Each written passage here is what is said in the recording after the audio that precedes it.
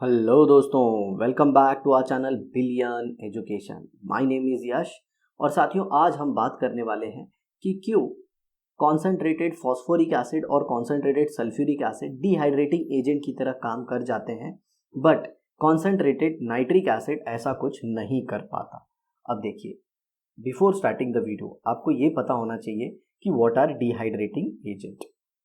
तो इसकी ऑलरेडी हमने वीडियो अपलोड कर दी है। आप सिर्फ यूट्यूब सर्च बार में लिख सकते हैं dehydrating and drying agent by yes sir. आपको कुछ भी ढूंढना हो आप बाय यस सर करके कर सकते हैं। हमने बहुत सारी वीडियो अपलोड करके रखी है, आपके डाउट सारे क्लियर हो जाएंगे। तो चलिए दोस्तों स्टार्ट करते हैं। अगर आप ध्यान से इनके मॉलिक्यूलर फॉर्मूले को ऑब्जर्व करो तो कॉन्सेंट्रेटेड फॉस्फोरिक एसिड का फॉर्मूला होता है H3PO4 और सल्फ्यूरिक एसिड का होता है H2SO4 और नाइट्रिक एसिड का आप सबको पता है HNO3। अब इनमें और एक इंपॉर्टेंट चीज़ क्या है, इनमें अगर आप देखो तो जो सारे सेंट्रल नॉन मेटल एटम है ये अपने हाईएस्ट ऑक्सीडेशन स्टेट में है।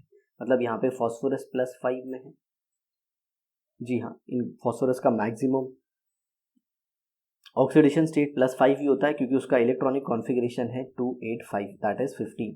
यहाँ पे नाइट्रोजन भी अपने हाईएस्ट ऑक्सीडेशन स्टेट में है दैट इज +5। आई होप आपको ऑक्सीडेशन स्टेट निकालने आता होगा, नहीं आता तो आप हमारी रेडॉक्स रिएक्शन की वीडियो जाके देख सकते हैं। अब देखिए यहाँ पे जो नाइट्रोजन है उसका इलेक्ट्रॉनिक कॉन्फ़िगरेशन है 25।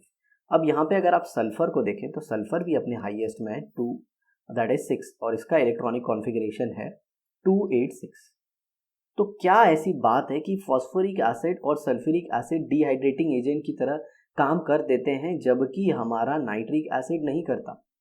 इनमें और एक सिमिलैरिटी है, फॉस्फोरस भी नॉन मेटल है, सल्फर भी नॉन मेटल है और नाइट्रोजन भी नॉन मेटल है।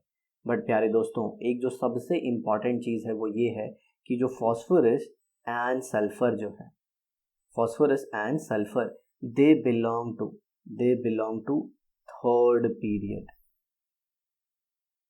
Of periodic table. इनको third period of periodic table में रखा गया है।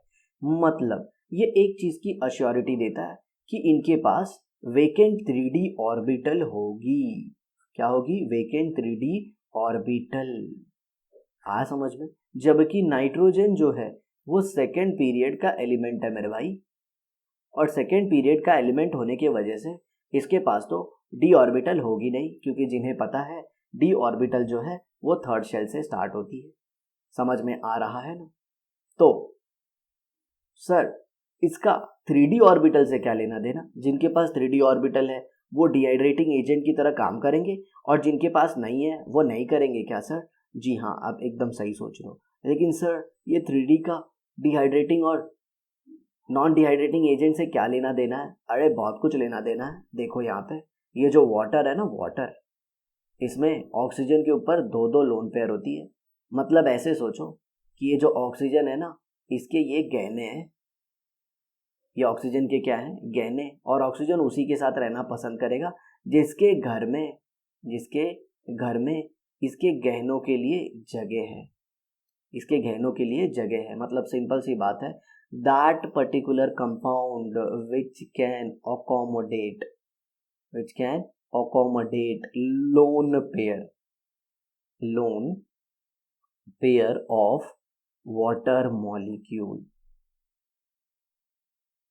can only act as dehydrating agent. Water उसी के साथ रहना पसंद करेगा जिसके अंदर क्या है? वेकेंट डी ऑर्बिटल है। वेकेंट डी ऑर्बिटल है तभी तो वो वाटर के लोन पेयर को संभाल पाएगा, इस गहने को संभाल पाएगा। तो जब वाटर के गहने को ही सामने वाला नहीं संभाल पा रहा है तो वाटर उसके साथ कैसे जाएगा? थोड़ा और इंटरेस्टिंग बताते हैं कि वाटर एक दुल्हन है और दुल्हन के जो गहने हैं वो उसके लोन पेयर है। तो दुल्हन उसी दूल्हे के साथ जाएगी जिसके घर में इतनी तो जगह हो कि दुल्हन अपने गहनों को रख सके। आ रहा है आपको समझ में? हाँ सर, सिंपल सी बात है सर, जिसके पास डी ऑर्बिटल है उधर क्या होगा? ये लोन पे अकोमोडेट हो जाएगा और जो अपना वाटर है वो लिगैंड की तरह काम करेगा। और एक नया शब्द ले लिया, लिगैंड। जो भी है, वाटर के लोन पेयर को हम अकोमोडेट करा देंगे डी ऑर्बिटल में और वो वाटर को इजीली सेपरेट कर पाएगा। तो इसीलिए जो फॉस्फोरिक एसिड है और सल्फ्यूरिक एसिड है वो ऐड करते हैं डिहाइड्रेटिंग एजेंट की तरह, जबकि जो नाइट्रिक एसिड है वो डिहाइड्रेटिंग एजेंट की तरह काम नहीं करता। तो प्यारे दोस्तों, आई होप मैं आपको ये कंसेप्ट बताने में हेल्पफुल रहा होऊंगा। अगर इसके अलावा भी आपके कोई डाउट होते हैं तो आप कमेंट बॉक्स में ज़रूर लिखना, हम उस पर भी वीडियो बनाएंगे। Thanks a lot for watching the video. Have a nice day. Bye bye.